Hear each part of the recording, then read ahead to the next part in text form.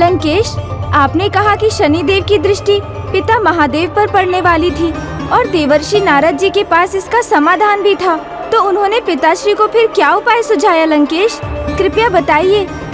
शनिदेव कल सूर्योदय होने पे यहाँ पे आने वाले हैं, तो क्यों ना आप एक उपाय करें। शनिदेव अपनी दृष्टि आप पे डालने यहाँ आए, उससे पूर्व ही आप यदि कैलाश छोड़कर कहीं और चले जाएं, तो जब शनिदेव यहाँ आएंगे तो आपको यहाँ पे नहीं पाएंगे, तो अपनी दृष्टि आप पे नहीं डाल पाएंगे।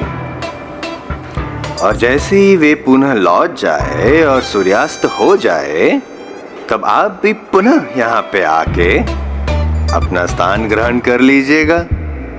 तब तक ये संकट टल चुका होगा और समस्त संसार को ये ज्ञात हो जाएगा कि शनिदेव अपनी दृष्टि से आपको प्रभावित नहीं कर पाए हैं। तो फिर पिताश्री ने क्या किया लंकेश? अगले ही दिवस प्रभु शिव शंकर शंभु सूर्य उदय के पूर्व ही कैलाश से दूर एक सघन वन में चले गए।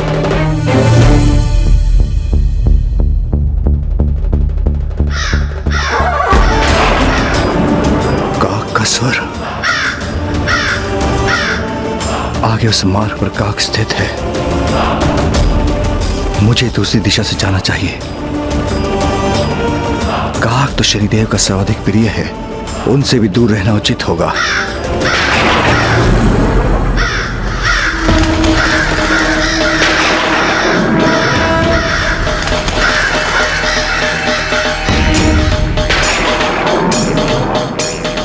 इस निर्जन मंदिर में कोई काग नहीं, मुझे वहीं जाकर स्थित होना चाहिए।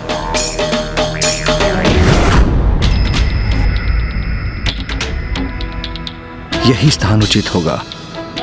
यहां किसी की दृष्टि मुझ तक नहीं पहुंचेगी।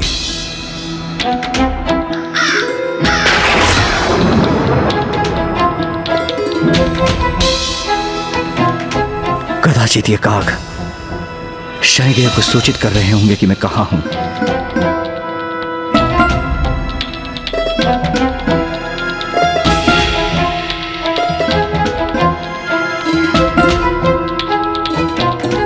ये सर्वाधिक उचित स्थान प्रतीत होता है, क्योंकि यहां शनिदेव कभी नहीं आएंगे।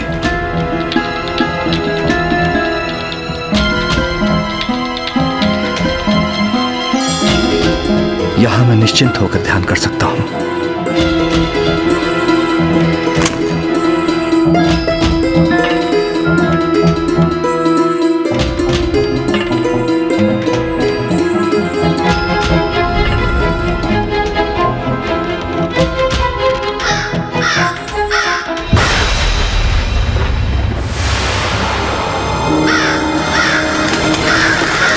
कदाचित ये मेरी भूल थी। ये निर्जन मंदिर तो मेरा ही स्थान है, अर्थात मैं यहीं स्थित होऊंगा। इसका अनुमान लगाना अत्यंत सरल है, इसलिए शनिदेव मुझ तक बड़ी सहजता से पहुंच सकते हैं।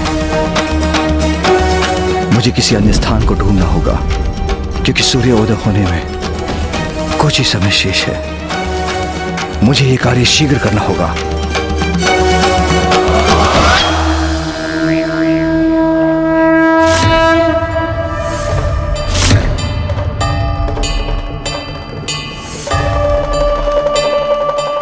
इस विशालकाय पीपल वृक्ष पर तो शनिदेव के काग नहीं दिखाई दे रहे।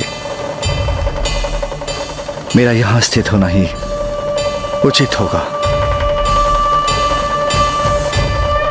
शनिदेव की दृष्टि से दूर रहने के लिए मुझे स्थान प्राप्त हो ही गया।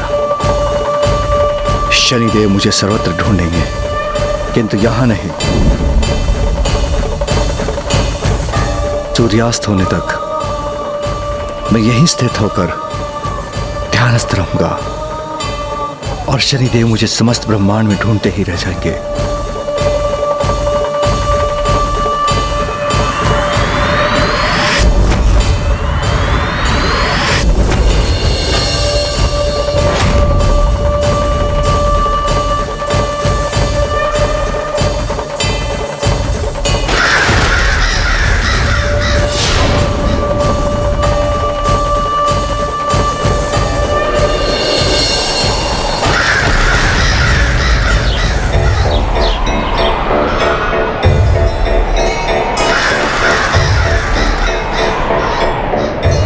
नाग स्वर कहां से आ रहा है? कहीं शनिदेव का आगमन तो नहीं हो रहा यहां?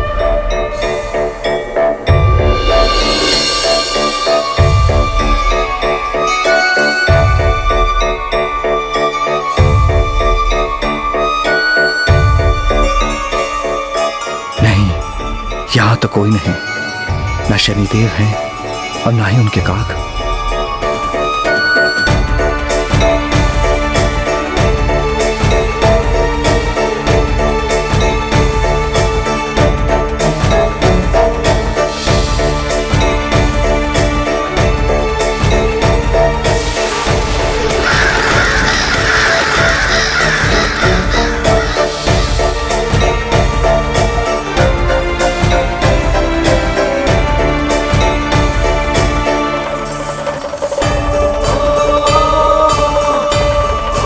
अब तो सूर्यास्त भी हो गया है, अर्थात दिवस का भी अंत हो गया। अब मुझे कैलाश लौटकर ही ध्यान करना चाहिए।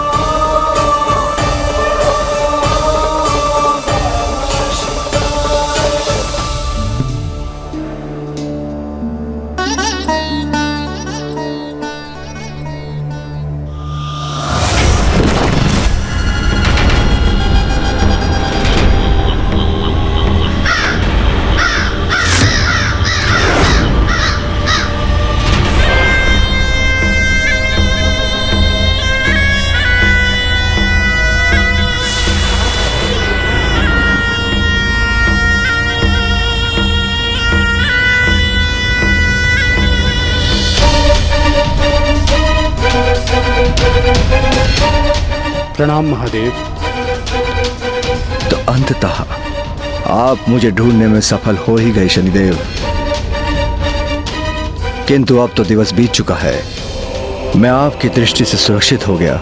हे देवाधिदेव महादेव, तनिक विचार करिए प्रभु कि यदि जगत पिता स्वयं अपना संपूर्ण दिवस एक वृक्ष के कोटर में छिपकर व्यतीत करने को विवश हो जाए, तो ये मेरी दृष्टि का प्रभाव ही तो है।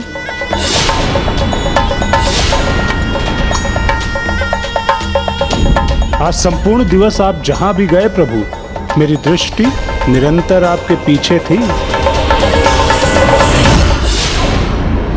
मुझे प्रसन्नता हुई शनिदेव कि आप अपना धर्म और कर्तव्य निष्पक्षता और कुशलता से निभा रहे हैं। प्रभु, आपकी कृपा से मैं अपने कर्तव्य पथ, दायित्व एवं कर्म से ना ही कभी भटका हूं और ना ही भविष्य में भटकूंगा, भले ही मेरे सम्मुख कोई भी क्यों ना आ जाए। यहाँ मेरा कार्य संपन्न हुआ प्रभु, अब आप इस भक्त को आज्ञा दें।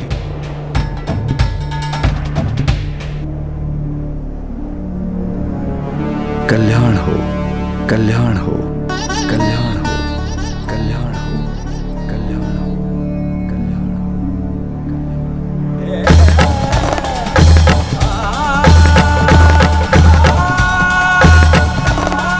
हे नारायण के स्वरूप पीपल वृक्ष, आज आपने मुझे अपने कोटर में आश्रय प्रदान किया, किंतु उसके पीछे जो कारण नहीं था वह समय आने पर ही उजागर होगा।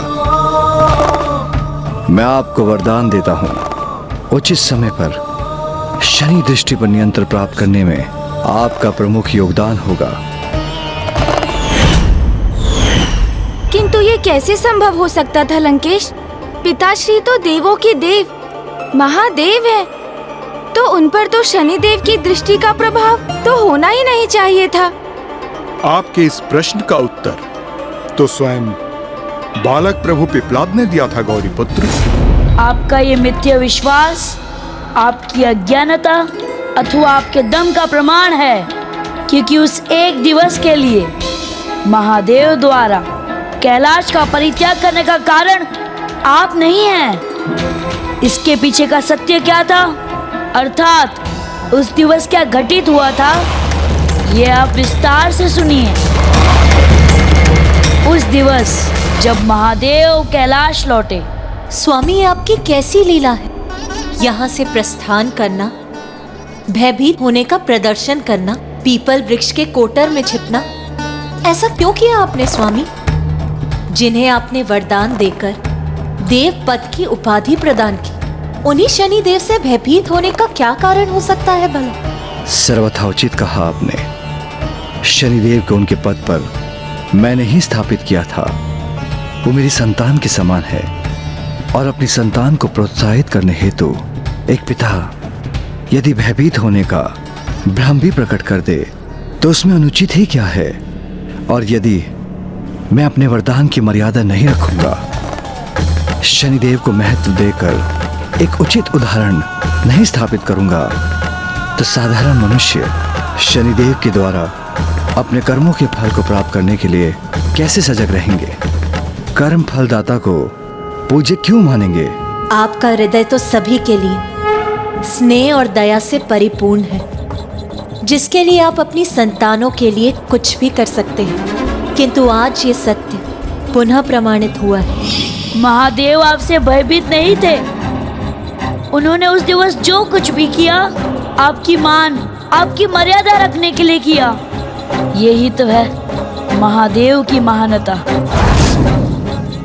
उचित है, महादेव हैं वो, देवों के देव, महानतम हैं वो। किंतु मैं भी तो अपने स्थान पर महान हूं। मैं पूर्ण निष्ठा के साथ सदैव अपने कर्तव्य का निर्वहन जो करता हूं, मैंने कब अपने धर्म, अपनी मर्यादा को भंग होने दिया है? आपने ऐसा कभी नहीं होने दिया शनिदेव, क्योंकि आप तो एक ऐसे गज के समान हैं जो अपनी उत्तेजना अवस्था में अपना नियंत्रण खोकर किसी अन्य जीव जंतु का ध्यान किए बिना समस्त वन को ही कुचल देता है।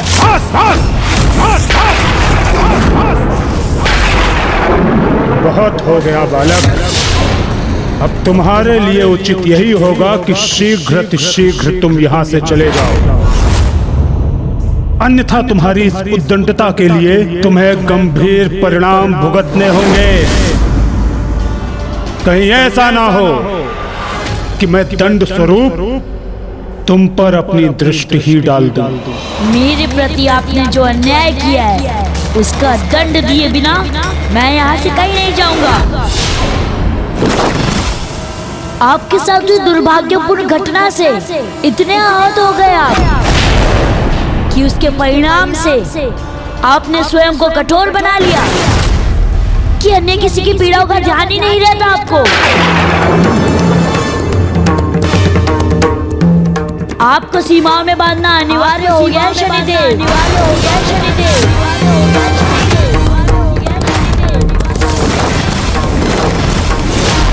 यदि आप एक गज के समान व्यवहार करने के हट पर टिके हैं तो मैं भी एक गजपाल के समान हूँ, जो महाकाय गज को भी बांधकर उसे नियंत्रित करने में सक्षम है।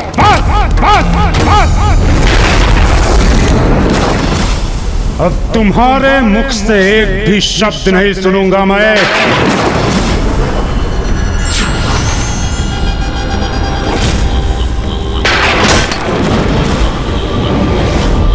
मेरे ही स्थान पर आकर मुझे अपमानित करने का दुस्साहस किया तुमने।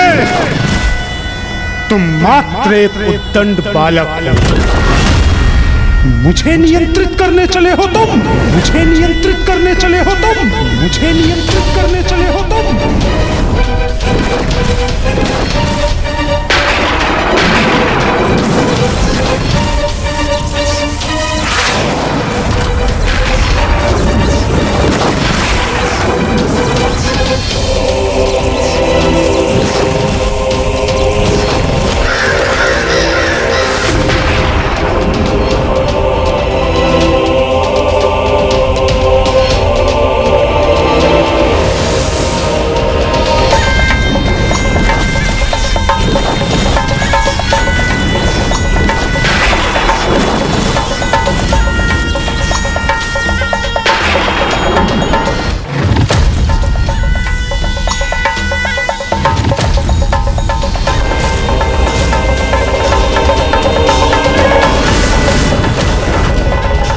स्वामी, ये कैसा अनर्थ होने जा रहा है वहाँ? क्या परिणाम होगा इस परिस्थिति का?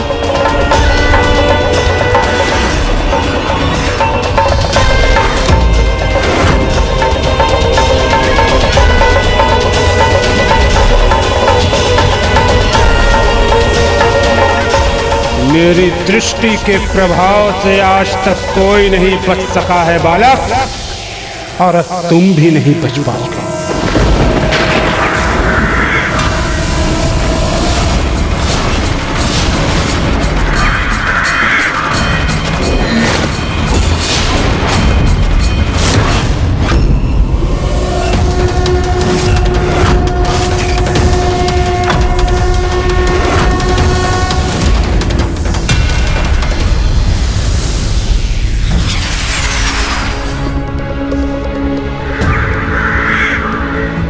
अन्य ग्रहों के अधिपति तुम्हें मुझ तक पहुंचने से पूर्व ही रोक लें, इसके अनेकों प्रयास किए मैंने।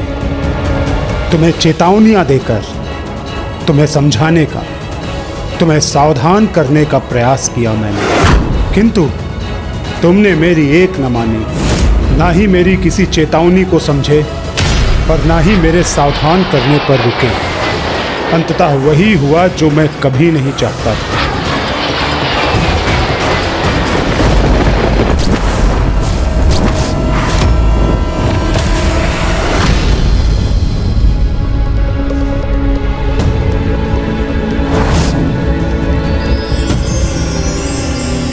ये बालक क्या कर रहा है? मेरे प्रभाव को अपने नेत्रों में कैसे संचित कर रहा है? मेरी दृष्टि से कोई कैसे सुरक्षित रह सकता है? असंभव है ये, असंभव है। तुम कौन हो बालक पिपलाद?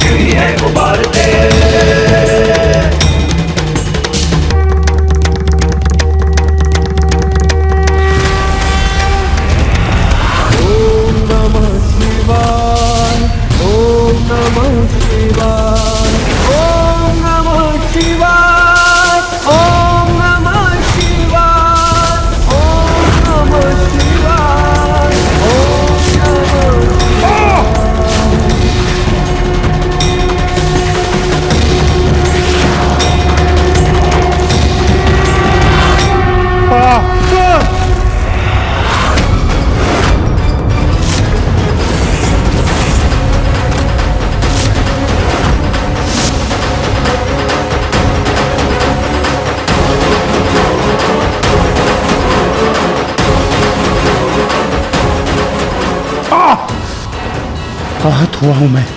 अपने दाहिने पांव पर अपना भार लेने में असमर्थ हो गया हूं। मैं इस विशालकाय पीपल वृक्ष के समक्ष क्यों पहुंच गया?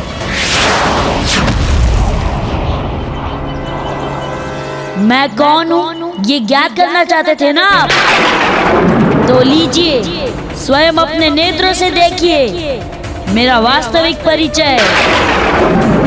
मैं वो बालक हूँ जिसकी माता ने जन्म लेते ही उसका परित्याग कर जगत से प्रस्थान करने में विवश हो गई, क्योंकि उन पर आपकी कुदृष्टि का प्रभाव था शनिदेव।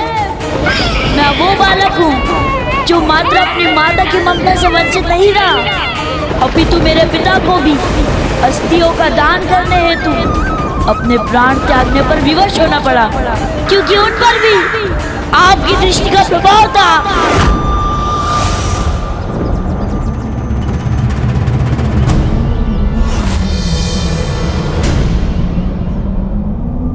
तो तुम क्या ऋषि दधीचि के पुत्र हो? हाँ शनिदेव, मैं वही बालक हूँ जो पीपल वृक्ष के पत्रों से अपना पोषण प्राप्त करने पर विवश हुआ था, क्योंकि मेरे समस्त परिवार पर आपकी कुदृष्टि का प्रभाव था। आपकी कुदृष्टि से स्वयं महादेव को भी दर्शाना पड़ा। वो आपके भय से पीपल वृक्ष के कोटर में छुपे हैं। उस पीपल वृक्ष को महादेव द्वारा दिए गए वरदान के सार्थक हेतु मैं आज आपको यहीं आपके अन्याय का दंड दूंगा। मेरी दृष्टि के कारण तुम्हारे माता पिता के साथ जो कुछ भी हुआ उसका मुझे दुख अवश्य है, किंतु मैंने उनके साथ कोई अन्याय नहीं किया। उन्हें उनके पूर्व जन्म के कर्मों के अनुसार ही फल प्राप्त हुआ। किंतु इसमें मेरा क्या अपराध था? आपको अपने माता पिता से स्नेह प्राप्त नहीं हुआ तो जो आपको अपने प्रति अन्याय प्रतीत होता है, ये अन्याय क्यों नहीं है कि जन्म लेते ही अनाथ हो गया मैं और एक अनाथ के ही भांति बड़ा हुआ। मेरे साथ जो हुआ उसे आप मेरे माता पिता के कर्मों का फल कैसे दे सकते हैं? किंतु इसमें मेरा दोष क्या है? मैं तो महादेव द्वारा दिए गए दायित्व की पूर्ति कर रहा हूँ।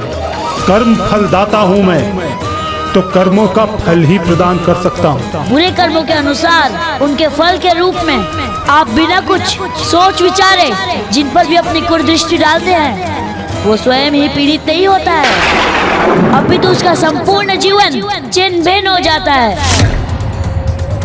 उसके साथ उसका परिवार नष्ट हो जाता है, उनका भी अस्तित्व मिट जाता है और इस कारण वो अपने अच्छे कर्मों को भी भोगने में असमर्थ हो जाते हैं। क्या आपने कभी सत्य पर ध्यान दिया है शनिदेव? आपके नेत्र खुलते हैं तो मात्र और मात्र दृष्टि डालने के लिए, किसी के अच्छे कर्मों को देखने के लिए क्यों नहीं खुलते आपके नेत्र? आपने मेरे पिता ऋषि दधीचि पर उनके पूर्व जन्म के कर्मों के अनुसार उन पर अपनी दृष्टि का बोझ तो डाल दिया, किंतु उन पुण्य कर्मों का फल कहाँ दिया जिनके कारण आज ये सृष्टि सुरक्षित है? आपने मेरी माता के पूर्व जन्म के बुरे कर्मों के अनुसार उनके भाग्य को नियत किया और उन पर भी दृष्टि डाल दी,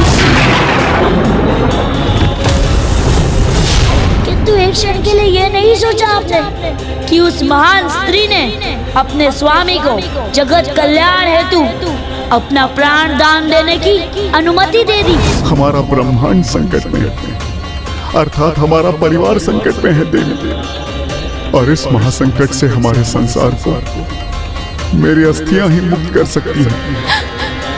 इसीलिए मुझे देवताओं को अपनी अस्थियां दान करने की अनुमति दे दीजिए देवी। इतना महान कर्म किया है उन्होंने, इसका कोई फल कहाँ आपने दिया शनिदेव? तो आप अपने नेत्र को लेकर फलदाता, क्या ये पक्षपात नहीं है, अन्याय नहीं है कि एक नवजात शिशु से उसका सर्वस्व छीन लेना? क्या ये अन्याय नहीं है? बताइए मुझे।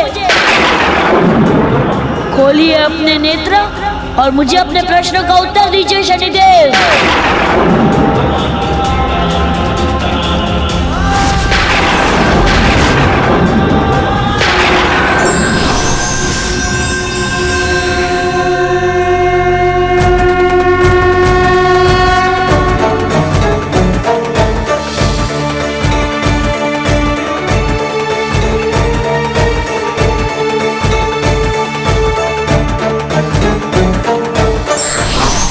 प्रभु, प्रभु, मुझे क्षमा कर दीजिए प्रभु, मुझे क्षमा कर दीजिए। आपको पहचानने में मैंने बहुत विलंब कर दिया प्रभु, बहुत विलंब कर दिया। प्रभु अपने इस भक्त पर कृपा कर पूर्ण स्वरूप के दर्शन दीजिए प्रभु, कृपा कीजिए प्रभु, कृपा कीजिए। अपने पूर्ण स्वरूप के दर्शन दीजिए प्रभु, दर्शन दीजिए। कृपा करिए प्रभु, मुझ पर कृपा करिए।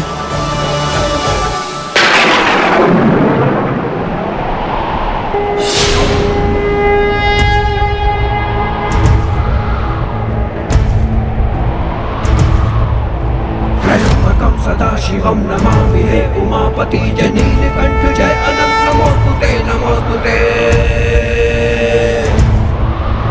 ओ भोलेनाथ भक्तों के हो कष्ट से निवारते, ये सृष्टि सारी संकटों से शिव ही है उबारते। कठोर दंड से शनि के विष्णु त्रस्त जब हुआ, दधीच पुत्र बन प्रभु ने पृथ्वी के जन्म लिया। पीपल के वृक्ष के तले ही आपका पालन हुआ है, रूप पिप्पलाद का तभी से आपको मिला। ओम नमः शिवाय, ओम नमः शिवाय, ओम नमः शिवाय,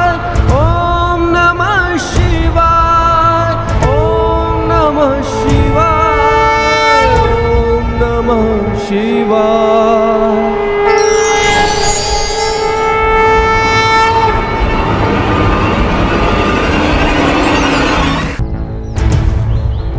त्र्यंबकं सदाशिवं नमामि हे उमापति जय नीलकंठ जय अनंत नमोस्तुते नमोस्तुते। ओम नमः शिवाय ओम नमः शिवाय ओम नमः शिवाय ओम नमः शिवाय ओम नमः शिवाय ओम नमः शिवाय। कठोर दंड से शनि के विष्णु त्रस्त जब हुआ तदीच पुत्र बन प्रभु ने पृथ्वी पे जन्म लिया। पीपल के वृक्ष के तले ही आपका पालन हुआ है, रूप पिपलाद का तभी से आपको मिला। ओम नमः शिवाय ओम नमः शिवाय ओम नमः शिवाय ओम नमः शिवाय ओम नमः शिवाय ओम नमः शिवाय। लीजिए प्रभु, अपना अस्त्र पुनः धारण कीजिए और मैं जिस दंड के योग्य हूँ मुझे वो दंड दीजिए प्रभु, मुझे वो दंड दीजिए। चंद्रशेखर चंद्रशेखर चंद्रशेखर रक्ष मां चंद्रशेखर चंद्रशेखर चंद्रशेखर पाहि। मुझे दंडित कीजिए प्रभु, मुझे दंडित कीजिए। आप प्रभु मुझे जो भी दंड देंगे सहर्ष स्वीकार होगा। इसका तो यही एकमात्र दंड है शनिदेव कि आपको अपनी दृष्टि पर नियंत्रण रखना होगा, क्योंकि मनुष्य के बुरे कर्मों के दंड के साथ आपको उसके अच्छे कर्मों का सुख भोगने का अवसर भी प्रदान करना होगा। और जो मनुष्य वर्तमान जीवन में सत्कर्म की ओर प्रेरित हो, उनके पूर्व के पापों को घटने की संभावना भी होनी चाहिए। व्यक्ति को प्रताड़ित करने के लिए नहीं, अपितु उसकी भूल को सुधारने के लिए होना चाहिए।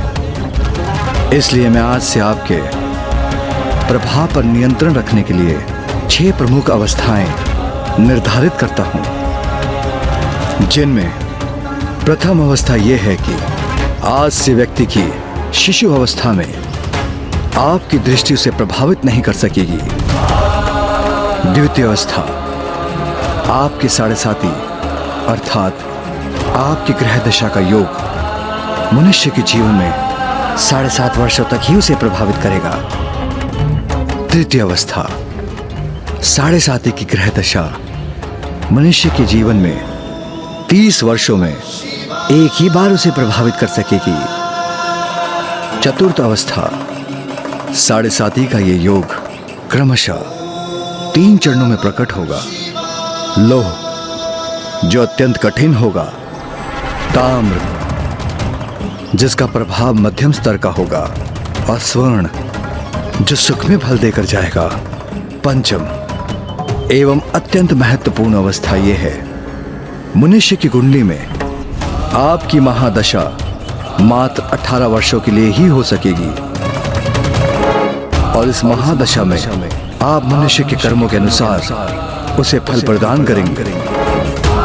और षष्ठम अवस्था यह है कि मनुष्य अपने पूर्व कर्मों का प्रायश्चित कर यदि अपने कर्मों को सुधारने हेतु पूर्ण निष्ठा और समर्पण भाव से कुछ निर्धारित उपाय करेगा, तो आप उस पर अपनी दृष्टि के प्रभाव को क्षीण कर लेंगे। और ये 6 प्रमुख उपाय इस प्रकार होंगे। प्रथम, पीपल के वृक्ष को रोपना एवं नियमित रूप से जल देकर उसे सींचना, उसकी देखरेख करना। द्वितीय, संध्या के समय पीपल वृक्ष के नीचे तिल के तेल का दीपक प्रज्वलित करना और आपके नाम का जाप करते हुए पीपल वृक्ष की परिक्रमा करना। तृतीय, दीन दुखियों की सहायता करने हेतु काले वस्त्र एवं घड़ाऊ आदि का दान देना। चतुर्थ, गौ माता की पूजा करना और सभी प्रकार से उनकी सेवा करना, श्वान एवं काक को आहार प्रस्तुत करना। पंचम, समाज में निसहाय आश्रय विहीन मनुष्य की सहायता एवं सेवा करना। और षष्ठम, सत्कर्म करते हुए अपने समस्त कर्तव्यों को निष्ठापूर्वक निभाना। जो भी इन उपायों को करेगा उन पर आप अपनी दृष्टि के प्रभाव को अवश्य क्षीण करेंगे। कहिए शनिदेव, आपको स्वीकार है दंड।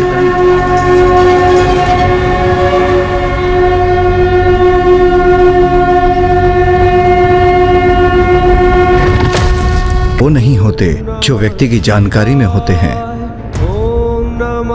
कई बार व्यक्ति से जाने अनजाने में भी कर्म होते हैं, व्यक्ति को उसका भी फल अवश्य मिलता है।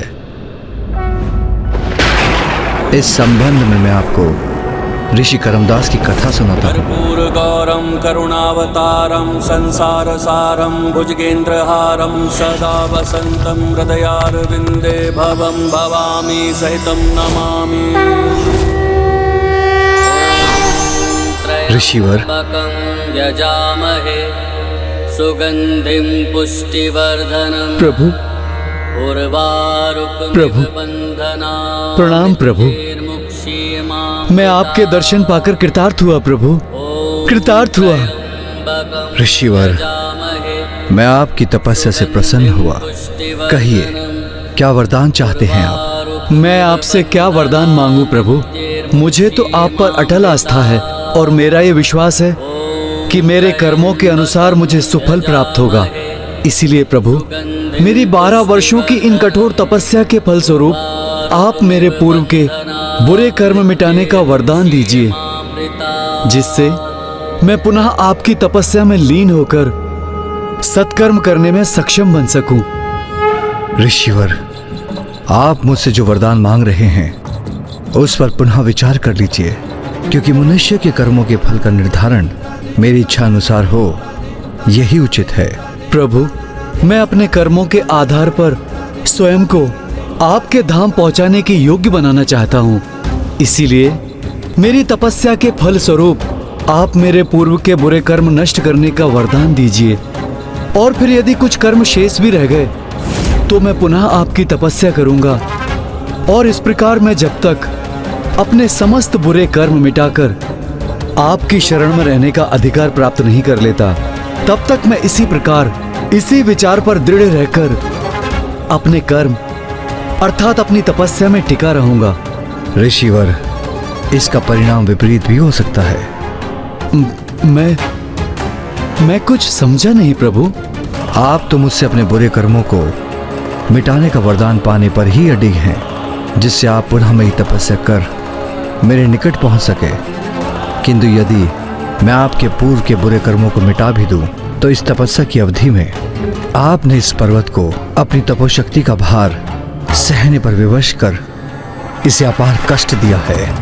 इसलिए आपकी इस तपस्या की अवधि में आपसे हुए बुरे कर्म के फल को भोगने हेतु आपको इस पर्वत को 12 वर्षों तक अपने शीश पर धारण करना होगा। जो आज्ञा प्रभु। तो देखा आपने शनिदेव, व्यक्ति का कर्म फल वो व्यक्ति के कर्म फल ही हैं जो उसे मिले वरदान को श्राप एवं श्राप को वरदान बना सकते हैं। किसी को दंड या फल देते समय आपको इस सत्य का भी सदा स्मरण रखना चाहिए। मैं समझ गया प्रभु, ये आपका दंड नहीं अपितु ये तो वरदान है मेरे लिए। आपके द्वारा मुझे नियंत्रित किए जाने के फलस्वरूप अब मुझसे कभी किसी प्राणी के लिए अन्याय नहीं होगा। आपके ऐसे वरदान रूपी दंड के लिए मैं आपको शत शत नमन करता हूं प्रभु, शत शत नमन करता हूं। और प्रभु, मैं वचन भी देता हूं कि जो भी भक्त धर्म पथ पर अग्रसर रहते हुए आपकी उपासना करेंगे, आपके नाम का जाप करेंगे, मैं उन्हें अपनी दृष्टि के प्रभाव से मुक्त रखने का हर संभव प्रयास करूंगा। प्रभु, स्वामी की जिस दृष्टि को आपने अभी नियंत्रित किया, उसे मैंने ही श्रापित कर अनिष्टकारी बना दिया था।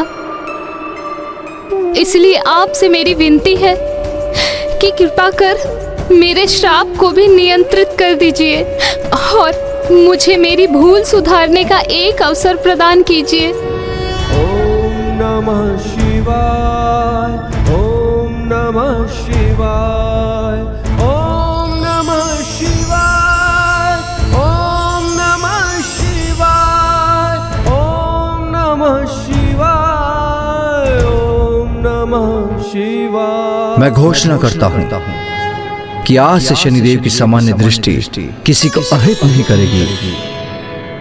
जब आपकी वक्र दृष्टि किसी पर लक्षित होगी तभी उसका अनिष्ट होगा। इसलिए शनिदेव देवी, आज से आप दोनों एक दूसरे के साथ निश्चिंत होकर सुखमय जीवन व्यतीत कर सकेंगे।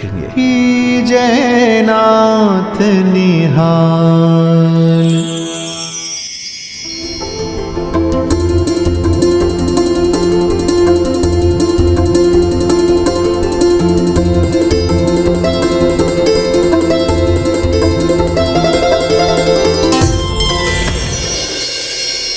प्रभु पिपलाद की जय, प्रभु पिपलाद की जय। आज जय जयकार तो यहाँ शनिदेव की होनी चाहिए। आज के पूर्व शनिदेव की दृष्टि पर नियंत्रण अवश्य नहीं था, किंतु इन्होंने कर्म की प्रधानता से कभी मुख नहीं मोड़ा, कभी किसी के साथ किसी प्रकार का पक्षपात नहीं किया। कर्म फलदाता होने के नाते अपने कर्मों से कभी पीछे नहीं हटे। ऐसे देवता तो ईश्वर के समान उपाधि पाने के योग्य हैं।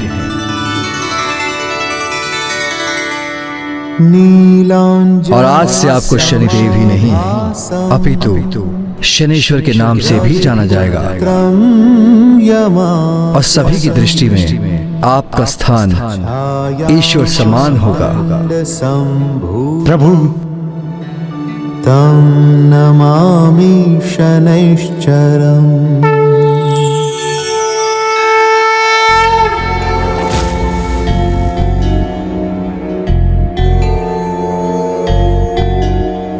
यः पुरा नष्ट राज्याय नलाय प्रददौ किल स्वप्ने तस्मै निजं राज्यं स मे सौरिः प्रसीदतु।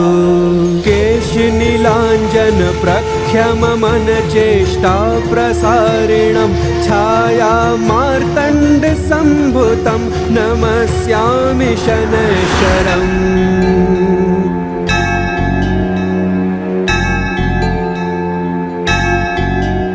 नमोऽर्कपुत्राय शनैश्चराय निहारवर्णां जनमेचकाय श्रुत्वा रहस्यमभवकामदश्च फलप्रदो मे भवे सूर्यपुत्रम्।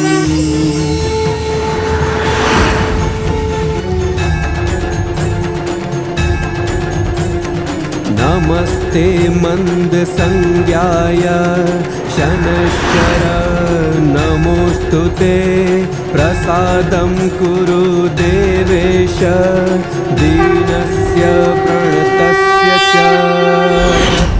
अर्थात प्रभु पिपलाद का जन्म शनि दृष्टि को नियंत्रित कर शनि देव को शनीश्वर की उपाधि प्रदान करने के लिए हुआ था।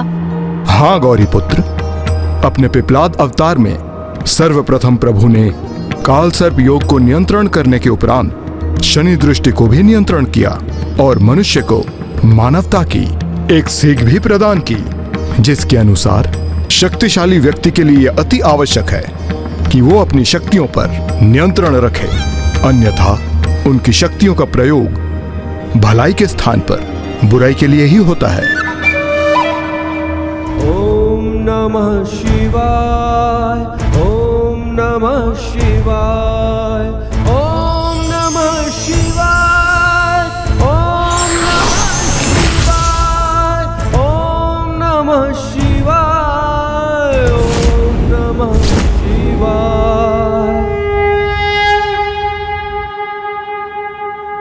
प्रणाम प्रभु। कल्याण हो।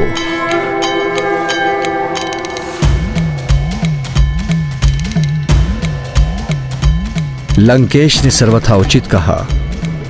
अपनी शक्ति के सदुपयोग के प्रति सभी को सदैव सजग रहना चाहिए। कभी उस शक्ति पर अहंकार नहीं करना चाहिए, अन्यथा उनसे कोई ऐसी भूल ना हो जाए जिससे सुधारना संभव हो और वो अक्षम भूल व्यक्ति को उसके विनाश की ओर ले जाए। प्रभु के ये सीख यदि लंकेश आत्मसात कर ले तो उनका उद्धार हो जाए। मात्र शक्ति ही नहीं, नियंत्रण तो जीवन के प्रत्येक पक्ष में होना चाहिए, क्योंकि व्यक्ति के क्रोध, जीवा, इच्छाओं पर नियंत्रण ना होने से वो अन्य मनुष्य को कष्ट देता है, उन पर अन्याय करता है, जो धर्म के विरुद्ध होता है।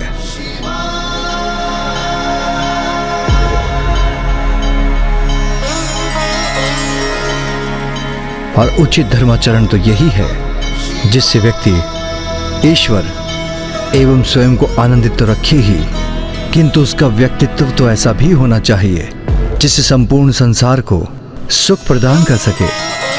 इसका ध्यान सभी को सदैव रखना चाहिए।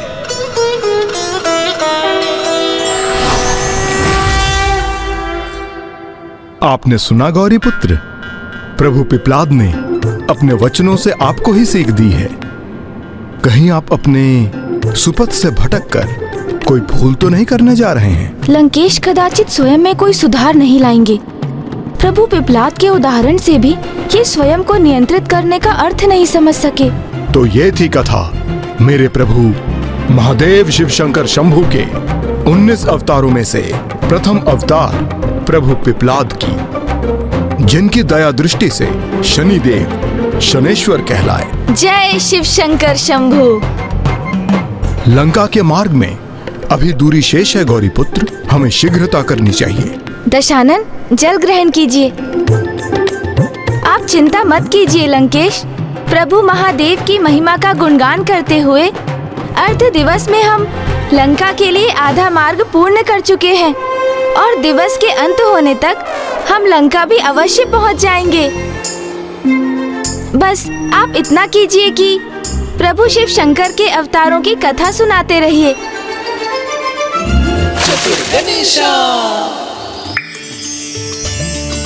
कलश से जल छलका तो कीचड़ उत्पन्न हो गया। कभी कभी किसी को थाम कर रखना नहीं, छोड़ना ही उचित होता है। मुझे वो युक्ति सूझ गई जिससे लंकेश प्रभु के आत्मलिंग को छोड़ने पर विवश हो जाएंगे।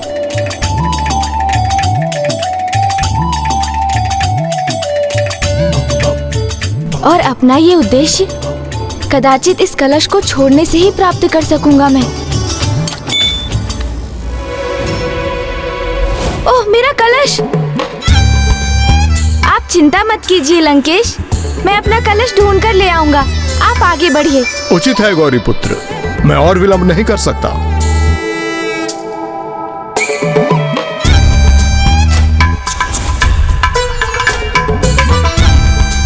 ये रहा मेरा कलश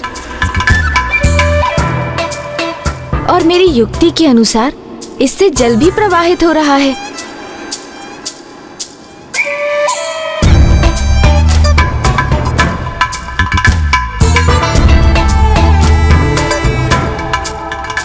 हे गंगा मैया, आप अपने इस जल प्रवाह को लंकेश रावण से आगे पहुंचा दीजिए, जिससे वहाँ कीचड़ का दलदल उत्पन्न हो जाए और लंकेश उसमें धंसने लगे और मुझे प्रभु के आत्मलिंग को सौंप दें, अथवा आत्मलिंग को सुरक्षित रखने हेतु उन्हें स्वयं यहाँ भारत भूमि में ही स्थित कर दें।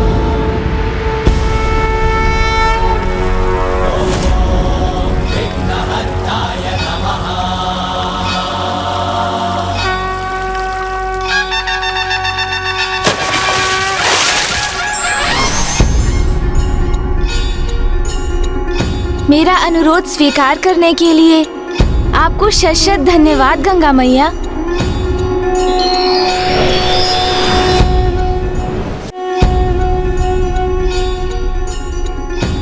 क्या हुआ गौरी पुत्र, कहाँ रह गए आप? अपना कलश नहीं ढूंढ पा रहे क्या?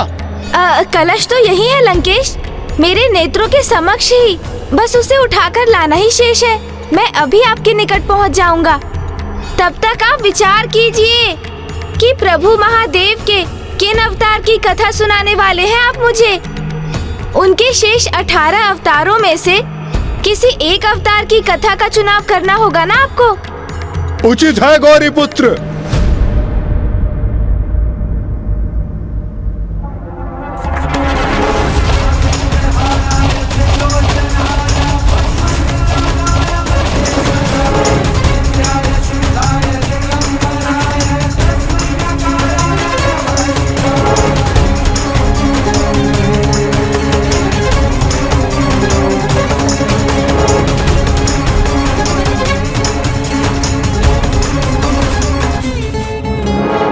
लंकेश प्रभु के विचारों में ऐसे खो गए हैं कि उन्हें ये भी ध्यान नहीं है कि वो दलदल की ओर बढ़े जा रहे हैं।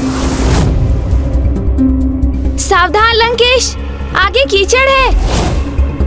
ये साधारण कीचड़ मुझे क्या रोकेगा गौरी पुत्र, आप अवश्य सतर्क होके आइएगा। उचित है लंकेश, किंतु आप मुझे ये तो बताइए कि आप प्रभु के किन अवतार की कथा सुनाने वाले हैं। प्रभु शिव शंकर शंभू के प्रत्येक अवतार और उनकी कथा सर्वथा अद्भुत है गौरी पुत्र। इसलिए मैं इसी विचार में उलझा हूँ कि मैं आपको कौन सी कथा सुनाऊं।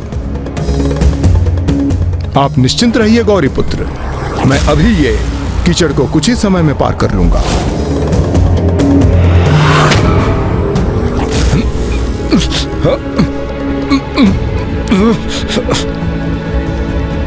आप चिंता ना कीजिए गौरी पुत्र, मैं अपने पौरुष से और अपने बल के आधार पर इस साधारण कीचड़ को सरलता से पार कर लूंगा।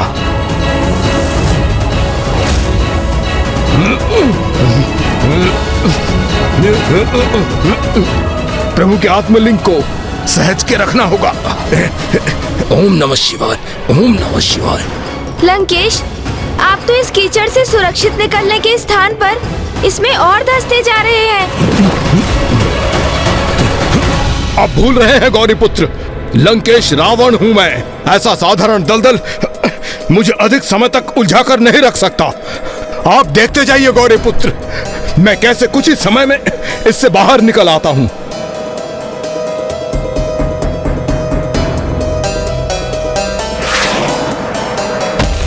क्या मैं आपकी कुछ सहायता करूं लंकेश? नहीं गौरी पुत्र, मुझे आपकी सहायता की आवश्यकता नहीं है। लंकेश, मेरा एक सुझाव स्वीकार कीजिए। आप प्रभु के आत्मलिंग को मुझे सौंप दीजिए और मेरा हाथ थाम कर आप बाहर आ जाइए। नहीं, मैं आत्मलिंग तो किसी को नहीं दूंगा और मैं स्वयं अपना ध्यान रखने में सक्षम हूँ। हठ मत कीजिए लंकेश, प्रभु पिपलाद के उन वचनों का स्मरण कीजिए जब उन्होंने कहा था कि हमें ये सीख भी अवश्य प्राप्त करनी चाहिए कि कब किसे थाम कर रखना और कब उसे छोड़ देना उचित होता है। मुझे भली भांति स्मरण है गौरी पुत्र, किंतु ये अभी छोड़ने का समय नहीं है। मुझे पूर्ण विश्वास है गौरी पुत्र, मैं इस दलदल से अवश्य बाहर निकलूंगा और यदि किसी कारण ऐसा नहीं हुआ तो मैं अपनी अंतिम श्वास तक प्रभु शिव शंकर शंभू के आत्मलिंग को स्वयं से कदापि विलग नहीं करने दूंगा। लंकेश, ये दलदल तो संकटमय प्रतीत हो रहा है, इसलिए मैं पुनः कह रहा हूँ आपसे, आप प्रभु के आत्मलिंग को मुझे सौंप दीजिए और मेरा हाथ थामकर मुझे आपको इस दलदल से बाहर निकालने में सहायता करने दीजिए। अन्यथा आपका ये हठ आपको और प्रभु के आत्मलिंग को क्षति पहुँचाने का कारण बनेगा। भले ही मेरे ऊपर कैसा भी संकट आ जाए, मैं कदापि विचलित नहीं होऊंगा गौरी पुत्र। और अब ये आत्मलिंग लंका पहुंचने को उपरांत ही मेरे हाथों से नीचे उतरेगा। जय शिव शंकर शंभू। इस दलदल के कारण असफल होना स्वीकार नहीं है मुझे। मैं प्रभु के आत्मलिंग को लंका पहुंचा कर ही रहूंगा। इसे इनकी निष्ठा कहो अथवा हठ, यदि ऐसी एकाग्रता से कोई धर्म का कार्य करे तो वो तो संसार का महान धर्मात्मा बन जाए। लंकेश, मैं आपसे पुनः एक बार अनुरोध कर रहा हूँ, मुझे आपकी सहायता करने दीजिए। आत्मलिंग को मुझे सौंप दीजिए आप। और मैं भी पुनः कह रहा हूँ कि जब तक मेरा जीवन शेष है मैं आत्मलिंग को कदापि नहीं छोड़ूंगा।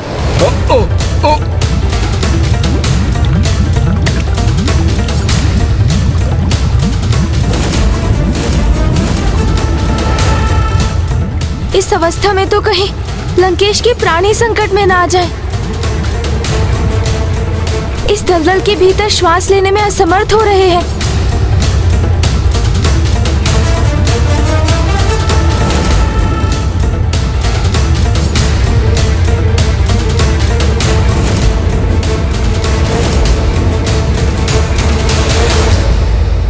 कहीं प्राणवायु से वंचित हो जाने के कारण वो अपने प्राण ही ना खो बैठे। अर्थात अब मुझे ही कुछ करना होगा। सून जी, सहायता कीजिए।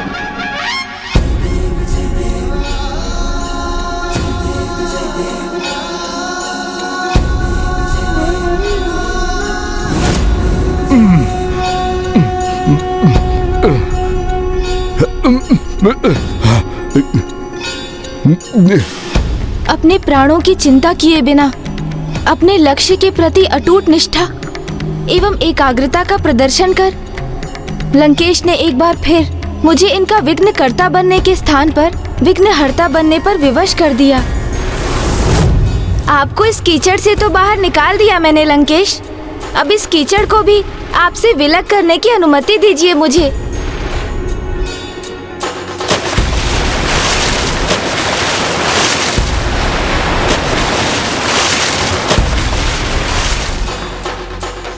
आपको मेरी सहायता करने की आवश्यकता नहीं थी गौरी पुत्र।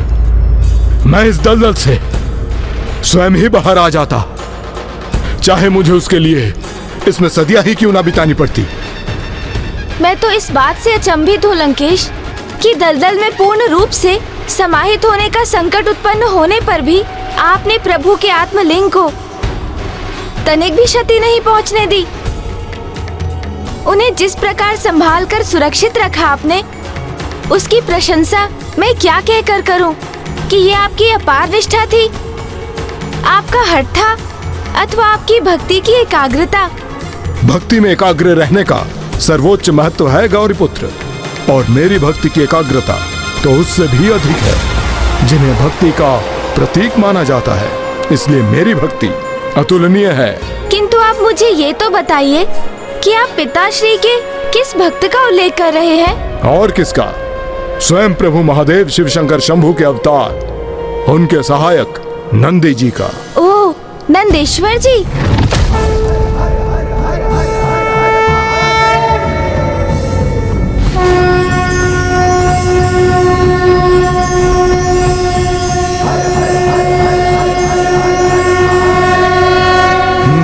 फिर तो आप अगली कथा उन्हीं की सुनाइए लंकेश। गौरी पुत्र, प्रभु शिव शंकर शंभू के और भी तो अन्य अवतार हैं। नंदी जी की कथा के पूर्व आप उन अवतारों की तो कथा सुन लीजिए। अब जब नंदी जी का प्रसंग आपने आरंभ कर ही दिया है, तो सर्वप्रथम उन्हीं की कथा सुना दीजिए ना लंकेश। और इसमें तो आपको कोई भी संकोच नहीं होना चाहिए लंकेश, क्योंकि अभी आपने स्वयं ही कहा है कि नंदेश्वर जी भी पिताश्री के अन्य अवतार ही हैं। विचित्र बात है गौरी पुत्र, जिस प्रकार आप नंदी की कथा सुनने के लिए आतुर हो रहे हैं, उसी प्रकार एक समय में मेरे प्रभु महादेव शिव शंकर शंभू अपने इस अवतार के लिए आतुर हो रहे थे। अच्छा, किंतु क्यों हुआ था ऐसा लंकेश? क्योंकि उस समय समस्त भक्त प्रभु की आराधना अथवा तपस्या किसी न किसी वरदान की आशा में ही करते थे, किंतु प्रभु महादेव शिव शंकर शंभू तो बस इतना ही चाहते थे कि उनसे जुड़ाव हेतु उनका कोई परम भक्त उनकी भक्ति में लीन रहे और मेरे समान संसार के समक्ष प्रभु की भक्ति का सर्वोच्च उदाहरण प्रस्तुत करे।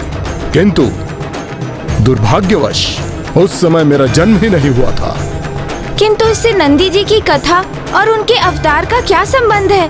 प्रभु महादेव शिव शंकर शंभू को मेरे समान परम भक्त का साथ प्राप्त हो, इसलिए नंदी जी को अवतार तो लेना ही था, क्योंकि वो पूर्ण समर्पण भाव से एकाग्रचित्त होकर प्रभु की निस्वार्थ भक्ति का उदाहरण देने जा रहे थे। किंतु वो एक ऐसे परम भक्त का साथ पाने के लिए प्रभु महादेव शिव शंकर शंभू का तत्पर होना आपकी माता के रोष का कारण बना।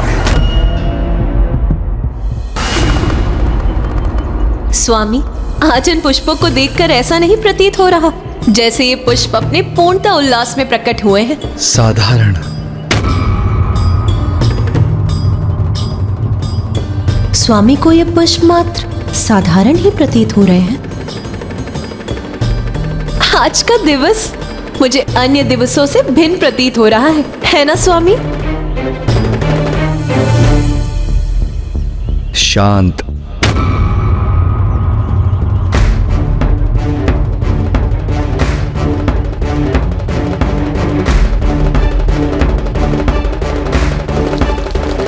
अच्छा स्वामी, आप मुझे ये तो बताइए, मैं आपको मंदार एवं जूही में से किन पुष्पों की माला समर्पित करूं? श्रद्धालु।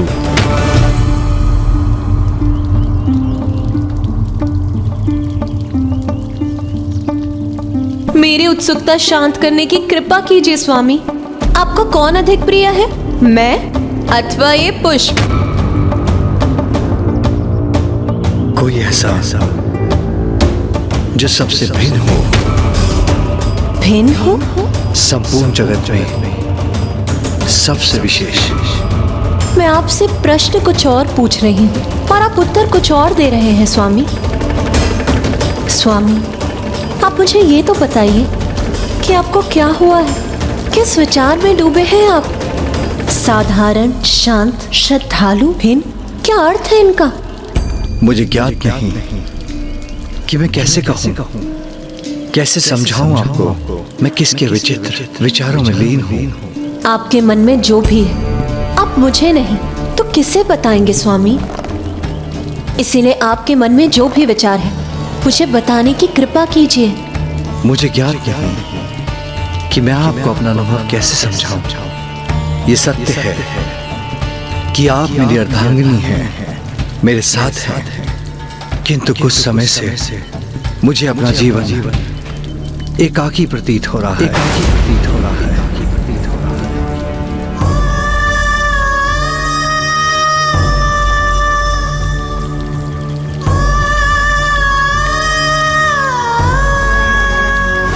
ये मेरा कैसा दुर्भाग्य है कि मैं उनके साथ हूँ, फिर भी मेरे स्वामी को ऐसा आभास हो रहा है जैसे वो सर्वथा एकाकी है। क्या अन्य किसी के साथ भी ऐसा हुआ होगा? क्या देवी सरस्वती का सानिध्य प्राप्त होने पर भी ब्रह्मदेव को कभी ऐसा आभास होता होगा? नहीं, मुझे पूर्ण विश्वास है उनके साथ ऐसा कदापि नहीं हुआ होगा।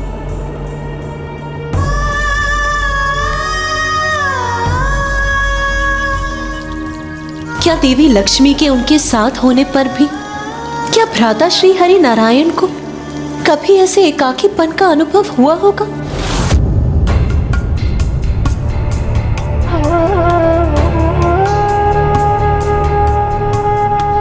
यदि उन्हें उनके जीवन में किसी अन्य की रिक्तता का आभास हो रहा है तो मैं भी उनके लिए पुष्प एकत्रित कर उनके लिए माला क्यों बनाऊं?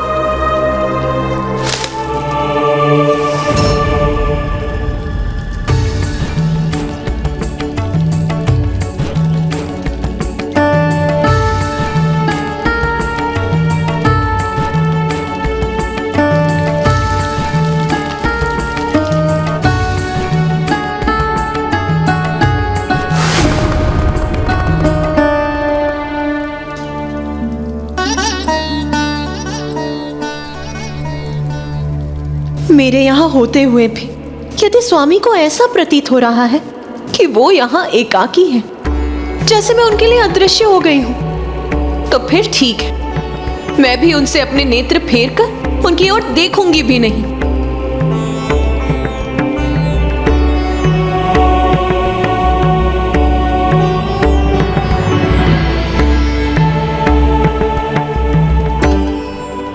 मैं ये पुष्प माला बनाऊंगी अवश्य, किंतु ये मैं उन्हें समर्पित नहीं करूंगी।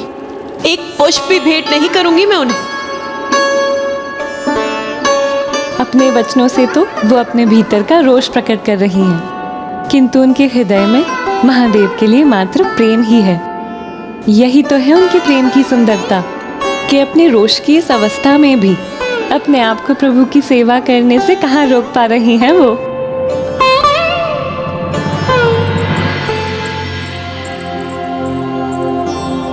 अपने स्वामी के प्रति अपने समस्त कर्तव्यों का निर्वाह करती हूँ मैं, फिर भी स्वामी को एकाकी प्रतीत हो रहा है।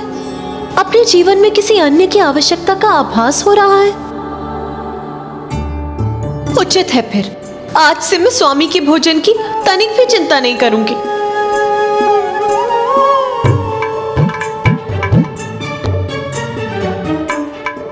बस जो खीर उन्हें प्रिय है बस वही बनाऊंगी, और कुछ नहीं।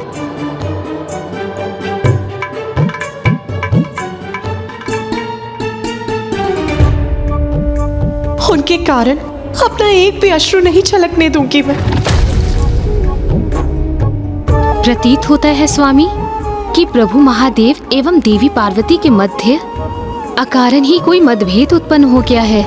कदाचित देवी पार्वती महादेव को समझने में कोई भूल कर रही हैं, इसलिए इतनी दुखी हैं। इसलिए मुझे उनके निकट जाकर उन्हें समझाना चाहिए, क्योंकि देवी पार्वती तो जगत जननी है। इसलिए यदि वो दुखी हो गई तो उनके दुख से प्रभावित होके उनके साथ समस्त सृष्टि भी जैसे मुरझा जाएगी।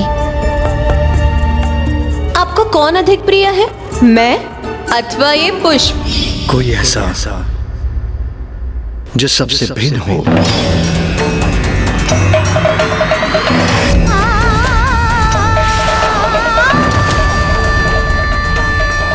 एक विचित्र, एक अपूर्णता का आभास हो रहा है। मुझे अपना जीवन एकाकी प्रतीत हो रहा है। एकाकी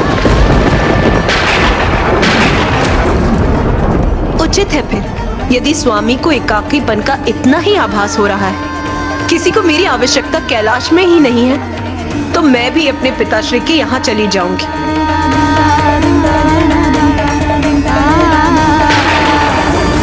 देवी पार्वती जब प्रथम बार कैलाश से इसी प्रकार गई थी तो इसका अत्यंत ही भयावह परिणाम सबके समक्ष प्रस्तुत हो गया था। चिंतित हूँ कहीं इस बार भी उनके पिताश्री महादेव एवं माता के मध्य अलगाव की एक स्थिति ही उत्पन्न हो गई लंकेश, क्योंकि जहाँ एक और पिताश्री अपने जीवन में एक सच्चे भक्त की रिक्तता के एकाकीपन का अनुभव कर रहे थे, वहीं माता तो कुछ और ही समझकर पिताश्री पर अब संदेह प्रकट कर आहत एवं दुखी हो चुकी थी। स्वामी, महादेव के ही किसी वचनों के कारण देवी पार्वती इतनी आहत हुई हैं। इसलिए मुझे ही उनके निकट जाकर उन्हें सांत्वना देनी होगी, अन्यथा सृष्टि संकट में आ जाएगी। एक विचित्र, एक अपूर्णता का आभास हो रहा है। मुझे अपना जीवन एकाकी प्रतीत हो रहा है। एकाकी प्रतीत हो रहा है। देवी पार्वती,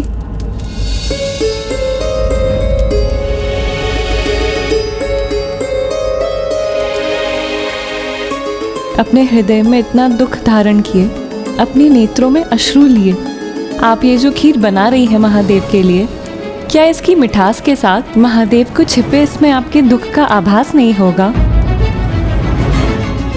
महादेव ने मुझसे जो वचन कहे उनका श्रवण कर मैं कितनी दुखी हूँ, ये तो उन्हें भी ज्ञात होना चाहिए ना। महादेव ने मुझसे कहा कि मेरा सानिध्य प्राप्त करके भी उन्हें एकाकीपन का आभास है, उन्हें मेरे अतिरिक्त किसी अन्य की आवश्यकता है। ये क्या कह रही हैं आप देवी पार्वती? कहीं आपसे उन्हें समझने में कोई भूल तो नहीं हुई? हाँ देवी पार्वती, आपके अतिरिक्त महादेव किसी अन्य का विचार करे, ये कैसे संभव है?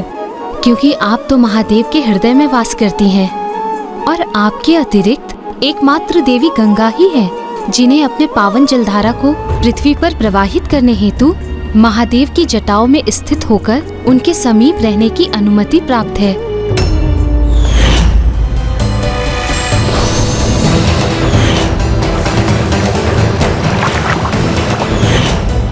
हाँ, और उनके मस्तक पर तो चंद्रमा विराजमान है, और उनकी तो अनेकों सहभागिनियां हैं। कहीं वो उन्हीं से तो प्रेरणा प्राप्त नहीं कर रहे? आप व्यर्थ ही इतनी चिंतित और दुखी हो रही हैं। मुझे विश्वास है ऐसा कुछ नहीं है जो आप सोच रही हैं, किंतु भ्राता महादेव के हृदय में क्या है इसका और अनुमान लगाने के पूर्व मैं स्वयं उनके निकट जाकर उन्हीं से इस प्रश्न का उत्तर प्राप्त करती हूँ।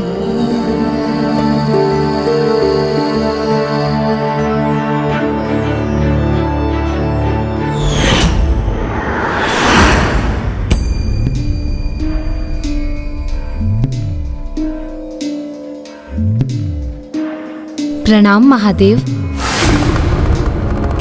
भ्राता, क्या किसी बात को लेकर आपका हृदय द्रवित है? देवी पार्वती। मुझे एकाकीपन का आभास सता रहा है। ऐसा प्रतीत होता है कि मुझे अपने जीवन में किसी अन्य की आवश्यकता है। बस यही मेरे व्यथा का कारण है।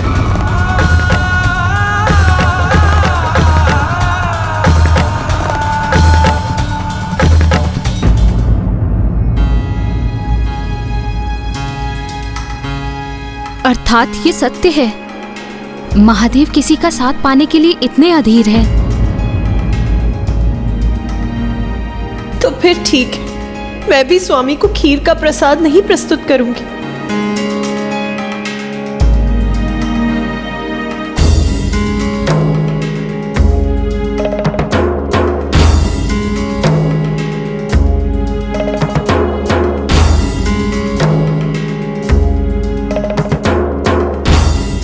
देवी पार्वती का कोप भी अद्भुत ही है, जो बार बार महादेव के प्रति उनके प्रेम का रूप धारण कर प्रकट हो रहा है। मुझे ज्ञात है, स्वामी के मेरे समक्ष होने पर मैं उनसे कितनी भी कुपित क्यों ना हो जाऊं, मैं स्वयं को उनकी सेवा करने से कदापि नहीं रोक सकूंगी। इसीलिए अब यही उचित होगा कि मैं शीघ्र कैलाश छोड़कर अपने पिताश्री महाराज हिमावत के निवास पर चली जाऊं। तब ज्ञात होगा इन्हें कि एकाकीपन क्या और कैसा होता है। नहीं, यदि भ्राता महादेव और देवी पार्वती विलग हो गए तब तो घोर अनर्थ हो जाएगा, और ये अनर्थ न केवल उनके जीवन में ही होगा अपितु सृष्टि को भी इसका परिणाम भोगना होगा। मुझे किसी भी मूल्य से इस अनर्थ को रोकना ही होगा।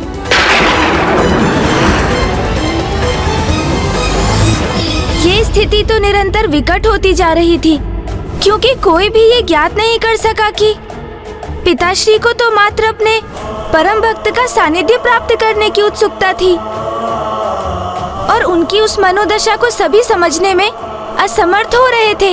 हाँ गौरी पुत्र, वो एक ऐसी स्थिति थी जब नारायण और ब्रह्मदेव भी प्रभु की इच्छा को समझ नहीं पा रहे थे। प्रणाम नारायण, प्रणाम ब्रह्मदेव।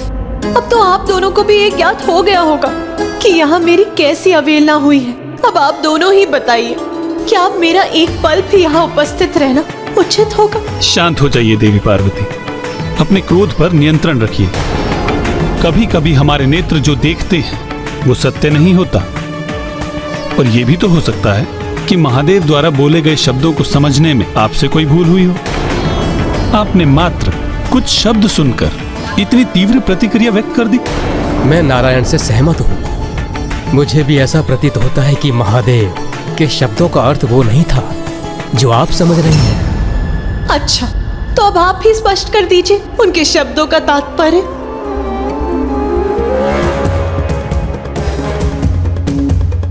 मेरा प्रश्न सुनकर निरुत्तर हो गए ना आप दोनों? इस प्रकार शांत मत रहिए, समझाइए मुझे स्वामी के शब्दों का अर्थ। यदि आप भी कुछ कहने में असमर्थ हैं, तो फिर आप अपने भोलेनाथ को उचित ठहराने का प्रयास मत कीजिए। किंतु उन्हें ये कहने में तनिक भी संकोच नहीं हुआ कि मेरी उपस्थिति होने पर भी उन्हें एकाकीपन का आभास हो रहा है। तब तो मेरा यहाँ एक पल भी रुकने का कोई औचित्य नहीं। और अब आप में से कोई भी मुझे यहाँ रोकने का तनिक भी प्रयास मत कीजिएगा, क्योंकि मैं यहाँ से प्रस्थान करने का निर्णय ले चुकी हूँ। अद्भुत सौंदर्य है।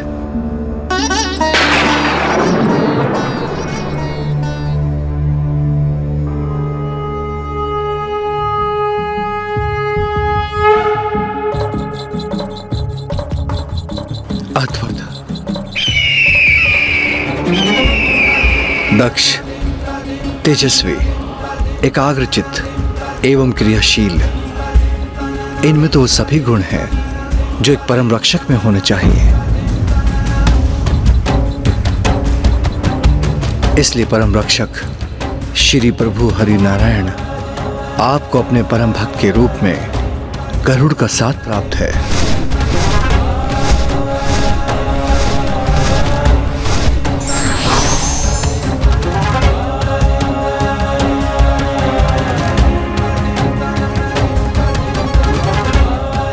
सौम्यता, पवित्रता, तेजस्विता एवं सौंदर्य अर्थात ये हंस उन सभी गुणों से संपन्न है जो ज्ञान के प्रतीक है। इसलिए समस्त ज्ञान के स्वामी, इसलिए श्री प्रभु ब्रह्मदेव को अपने परम भक्त के रूप में हंस का सानिध्य प्राप्त है।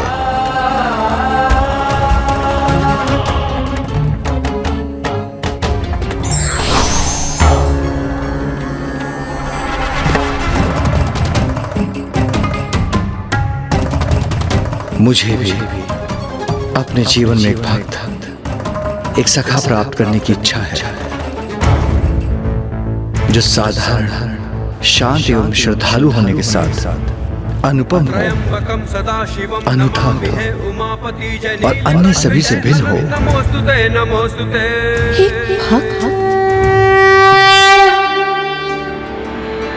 महादेव को कुछ और नहीं, मात्र एक भक्त, एक सखा की आवश्यकता का आभास हुआ था जो सदैव उनके साथ रह सके, उनकी सेवा कर सके, उनका वाहन बन सके।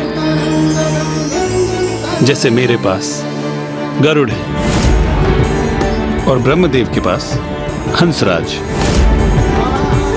अब जब सत्य उजागर हो ही गया है तो आपकी चिंता भी अवश्य दूर हो गई होगी देवी पार्वती। भोलेनाथ तो वास्तव में ही बहुत भोले, मुझे अपनी इतनी छोटी सी चिंता नहीं समझा सके।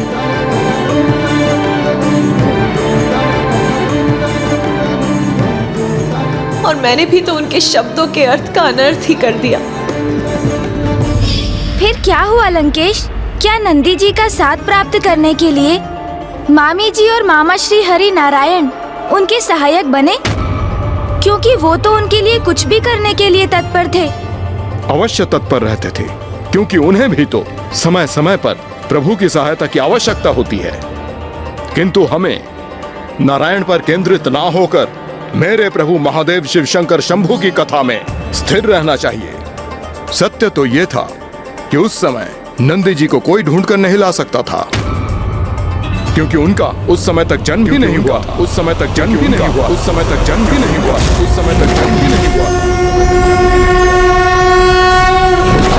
और आपके प्रिय मामा जी श्री हरि नारायण उस समय इस समस्या का समाधान ढूंढने में असमर्थ थे।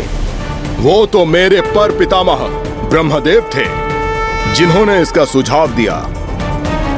हमें महादेव को उनकी इस अवस्था से बाहर निकालने के लिए उन्हें उनके परम भक्त से मिलवाना ही होगा। किंतु वो कौन है और कहाँ है जो महादेव के सखा बनने के योग्य है? महादेव के सखा तो वही हो सकते हैं जो महादेव के समान हो, किंतु शिव के अतिरिक्त इस समूचे संसार में ऐसा कोई नहीं जो संसार का भार संभाल सके। और फिर सखा तो वही होता है ना जो बिना कुछ कहे अपने सखा के मन के भाव को ज्ञात कर सके। किंतु प्रभु भोलेनाथ के मन में क्या है उनके अतिरिक्त कौन जान सकता है? अर्थात इस संपूर्ण घटनाक्रम का तो एक ही अर्थ है कि महादेव शीघ्र ही नवीन अवतार लेने वाले हैं।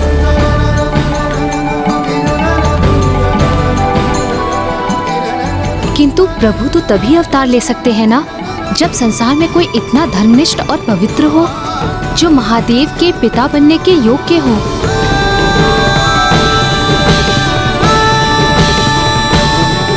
शिलाद, शिलाद, शिलाद, शिलाद। मुझे विश्वास है शिलाद इस सौभाग्य के योग्य है।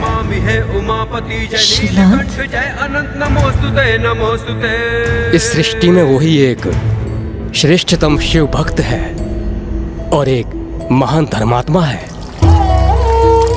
तो क्या ब्रह्मदेव का ये विश्वास उचित था? क्या वो ऋषि शिलाद ही थे जिनके यहाँ पिता श्री महादेव अवतार लेकर जन्म लेने वाले थे?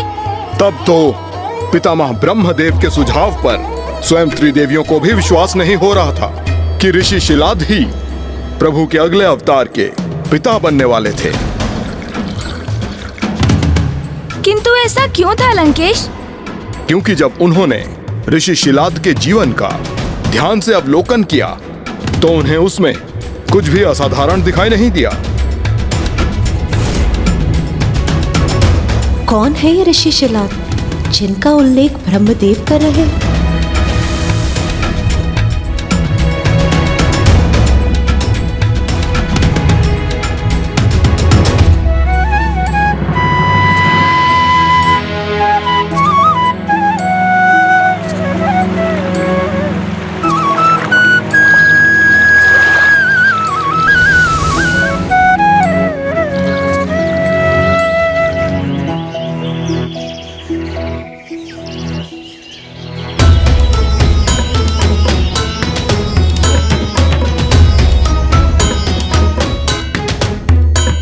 ब्रह्मदेव, ऋषि शिलाद में तो मुझे कुछ भी असाधारण नहीं प्रतीत हो रहा। फिर आप इन्हें धन कर्म में सर्वोच्च कैसे मान रहे हैं? इतने साधारण ऋषि प्रभु को अपने पुत्र रूप में प्राप्त करने के योग्य कैसे हो सकते हैं? उनका साधारण प्रतीत होना ही तो उनकी असाधारणता है।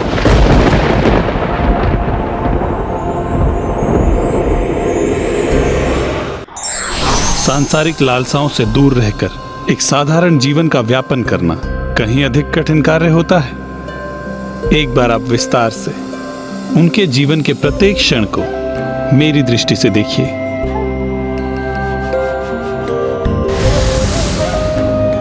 जब अन्य सभी निद्रा में डूबे रहते हैं, तब अति निद्रा एवं आलस्य के विकार को त्याग कर ऋषि शिलाद ब्रह्म मुहूर्त में ही अपनी सैया को त्याग देते हैं। दिवस के आरंभ में अपने इस भक्त का प्रणाम स्वीकार करें प्रभु।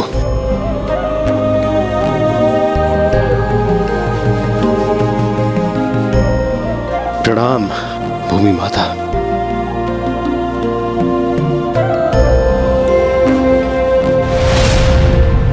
उनके समकक्ष के ऋषिगण जब अवकाश की बेला में सुख एवं आनंद में लीन रहते हैं, तब भी ऋषि शिलाद अपनी पूजा आराधना में ही लगे रहते हैं।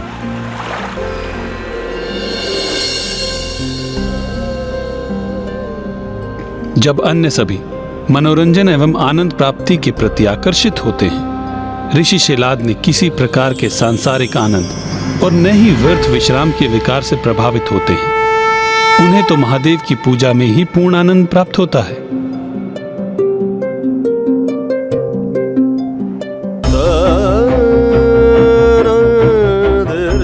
जब अन्य सभी स्वादिष्ट व्यंजन एवं मिष्ठानों के प्रति आकर्षित होते हैं, ऋषि शिलाद एवं लालच रूपी विकारों से तनिक भी आकर्षित हुए बिना साधारण सात्विक भोजन प्राप्त कर आनंदित होते हैं।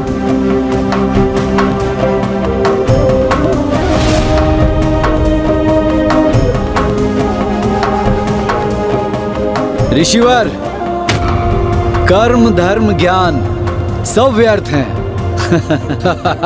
धन प्राप्ति में रुचि रखिए। यहाँ आइए, कदाचित आपका भाग्य आपका साथ दे जाए।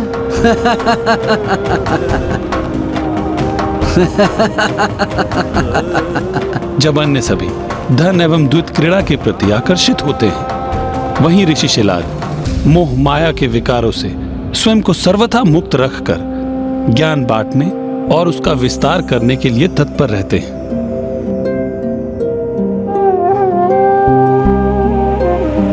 हे प्रभु, मेरा संध्या वंदन स्वीकार करें।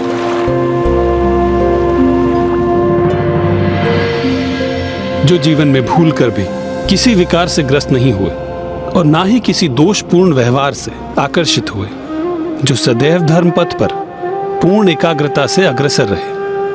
संसार के अनेकों सात्विक एवं धार्मिक ऋषियों में एकमात्र ऋषि शिलाद है जो सबसे अनूठे हैं, क्योंकि विचार एवं आचरण में एकमात्र वो ही हैं जो संसार के सभी विकारों से परे हैं। क्योंकि ऋषि शिलाद संसार में अनेकों विकारों के मध्य अपना जीवन व्यतीत करते हुए भी, जैसे आलस्य, अति निद्रा, मोह, लोभ, धन लोलुपता इनसे कभी आकर्षित नहीं हुए। उनका आत्मनियंत्रण, उनकी धर्मनिष्ठा तो अतुल्य है और सभी विकारों से परे रहने का ये श्रेष्ठतम गुण एकमात्र ऋषि शिलाद में ही है। इसलिए वो साधारण होते हुए भी असाधारण है। ये तो सर्वथा सत्य है। भावी युगों में भौतिक आकर्षण के मायाजाल में उलझकर किसी भी मनुष्य के लिए एक साधारण जीवन व्यतीत करना अत्यंत कठिन होगा। अनेकों प्रलोभन मनुष्य को भ्रमित कर उन्हें ईश्वर से दूर ले जाएंगे।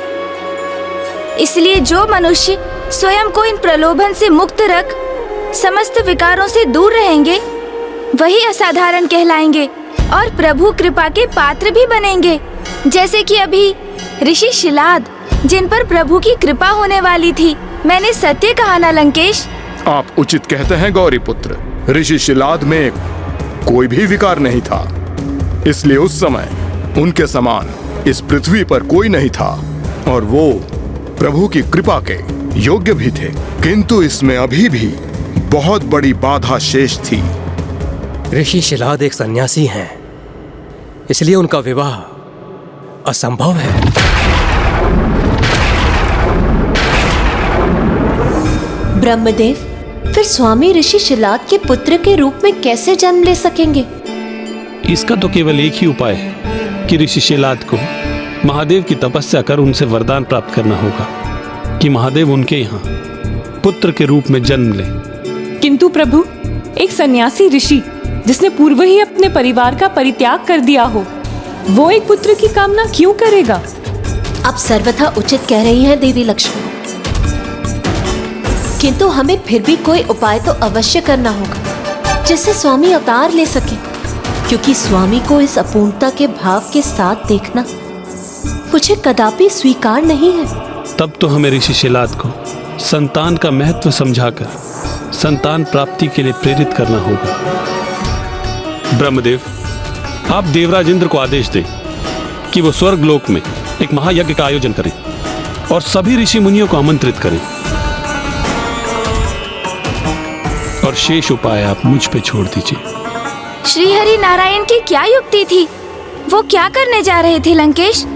चतुराई भरी योजना का निर्माण कर अपने कार्य को सिद्ध करना, यही तो नारायण सदैव करते हैं। किंतु हम नारायण की बात फिर से क्यों कर रहे हैं? मुझे तो मेरे प्रभु शिव शंकर शंभु की कथा पर ही स्थिर रहना है।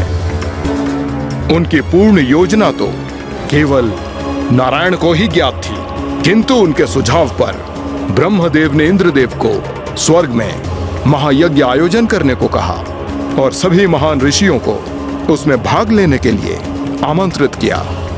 और ऋषि शिलाद को निमंत्रण देने स्वयं नारायण ही उनके समीप चले गए।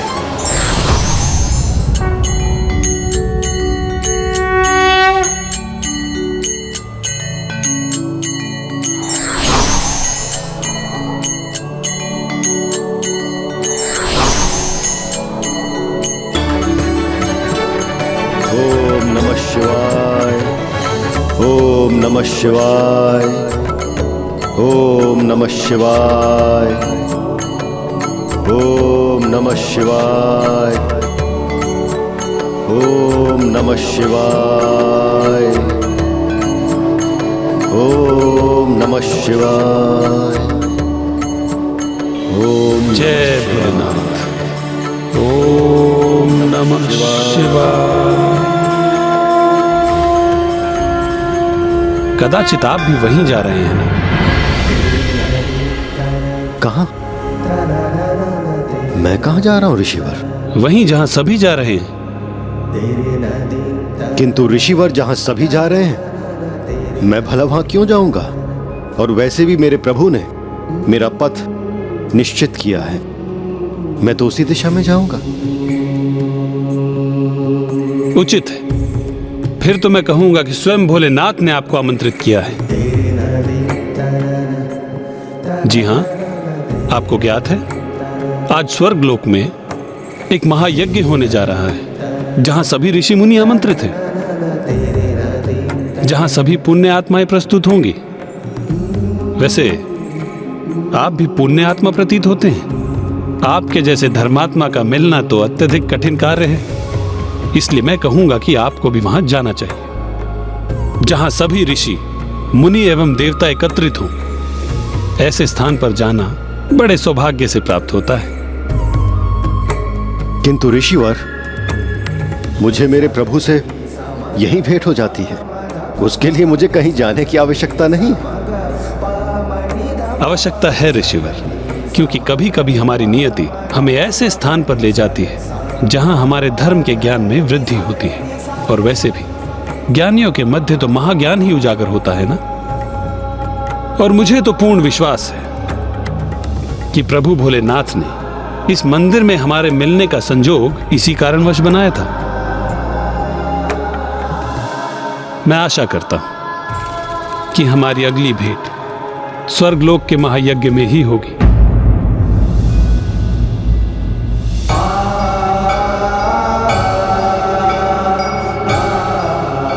और मुझे तो पूर्ण विश्वास है कि प्रभु भोलेनाथ ने इस मंदिर में हमारे मिलने का संजोग इसी कारणवश बनाया था। फिर क्या हुआ लंकेश? मामा जी की योजना सफल हुई?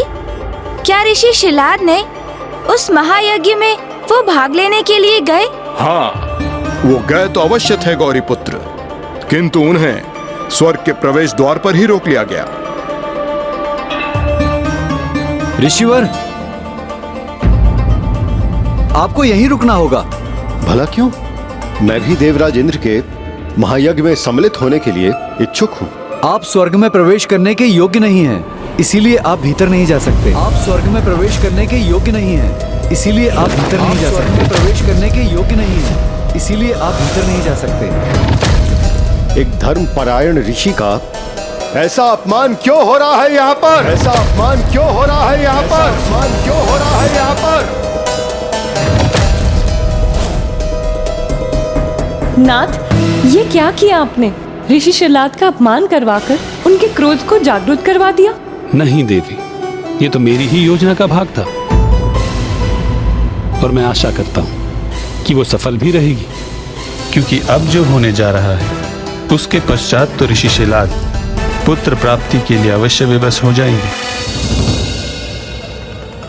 प्रणाम देवराज इंद्र।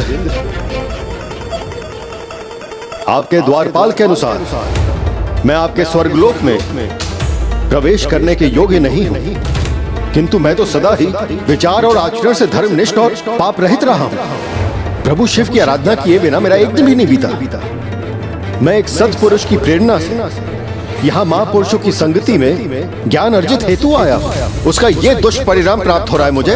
तो फिर आप ही बताइए देवराज इंद्र, आपके अनुसार मैं आपके स्वर्गलोक में प्रवेश करने के अयोग्य हूँ या फिर आपका स्वर्गलोक ही मेरे लिए योग्य नहीं है? ऋषिवर, आप व्यर्थ में ही क्रोधित हो रहे हैं। मेरे द्वारपालों ने जो कहा वो सर्वथा उचित है। आप स्वर्ग में इसलिए प्रवेश नहीं कर सकते क्योंकि आप बस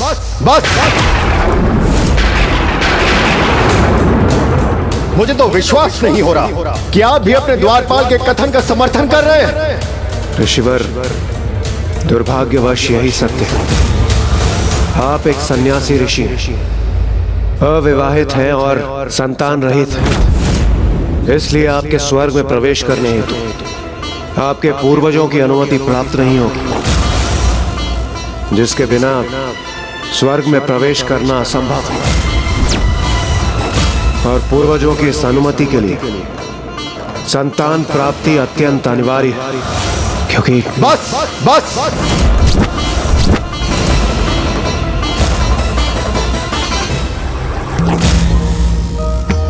तो ये है आपकी योजना भ्राता नारायण। इस प्रकार आप ऋषि शिलाद को संतान का महत्व समझाकर उन्हें संतान प्राप्ति हेतु महादेव के तप के लिए प्रेरित करना चाहते हैं। प्रतीत होता है नाथ कि आपकी ये योजना शीघ्र ही सफल होने जा रही है। अर्थात सदैव सत्य कर्म करने के बाद भी निसंतान होने के कारण मुझे स्वर्गलोक में प्रवेश प्राप्त नहीं होगा? हाँ ऋषिवर, मैं विवश संतान प्राप्ति के पूर्व स्वर्ग में आपका प्रवेश निषेध है। यदि यही स्थिर है देवराज इंद्र, तो मैं भी घोषणा करता हूं कि मैं घोर तपस्या करूंगा, तपस्या करूंगा, तपस्या करूंगा। नारायण, जो आपने सोचा था वही सफल होता प्रतीत हो रहा है। अब ऋषि शिलाद पुत्र प्राप्ति के लिए महादेव की घोर तपस्या करने वाले हैं और अपनी तपस्या के परिणाम स्वरूप अर्जित अपनी तपोशक्ति से मैं एक अन्य स्वर्गलोक उत्पन्न कर लूंगा, स्वर्गलोक उत्पन्न कर लूंगा, उत्पन्न कर लूंगा।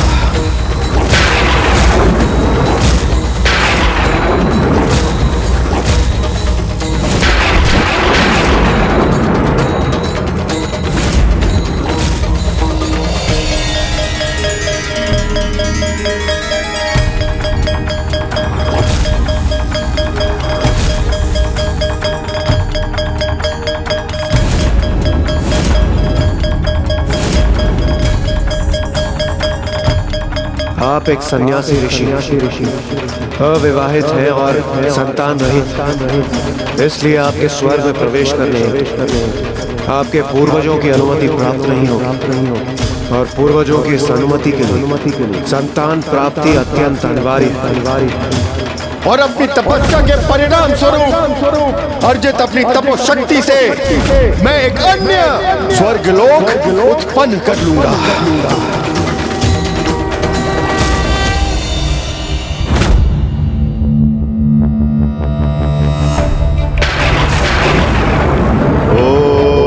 नमः शिवाय, ओम नमः शिवाय, ओम नमः शिवाय, ओम नमः शिवाय, ओम नमः शिवाय,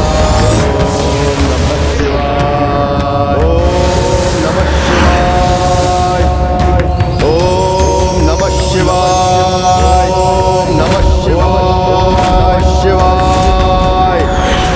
अर्थात मामा जी की योजना असफल हो गई, क्योंकि ऋषि शिलाद ने तो संतान प्राप्ति के स्थान पर एक नवीन स्वर्गलोक के निर्माण हेतु तपस्या करने का प्रण कर चुके थे।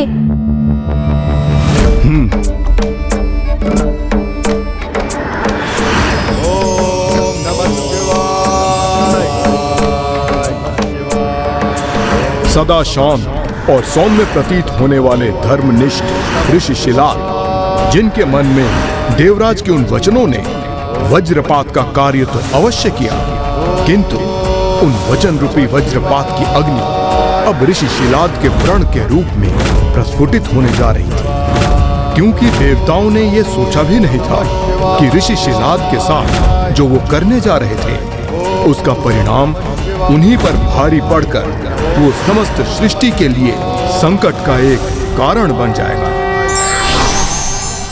कुछ कार्य के परिणाम भले ही विपरीत निकल जाएं, किंतु यदि उसका उद्देश्य परहित एवं जन कल्याण है तो वो भविष्य में अवश्य ही लाभकारी